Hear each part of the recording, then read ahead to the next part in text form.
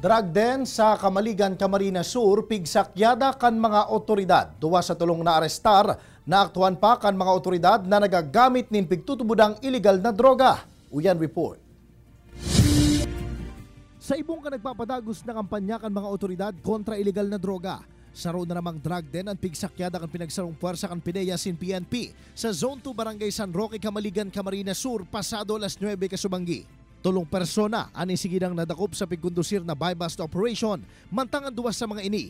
Naaktuhan pa mismo kan mga otoridad na nagagamit nin illegal na droga mantang nagiinom nin arak. Binistuan mga suspetsyado na sinda Dante Froyalde, 58 anyos, Dennis Panimdim, 47 anyos, asin Arthur Salcedo, 56 anyos, na anas residente kanasambitan ng barangay.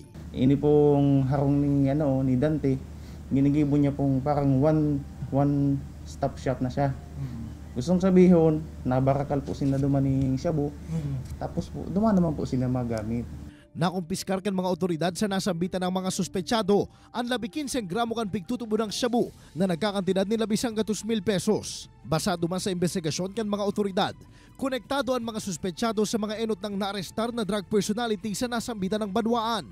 Napagaraman man na dati ng drug surrendery ang duwa sa mga naarestar na suspetsyado.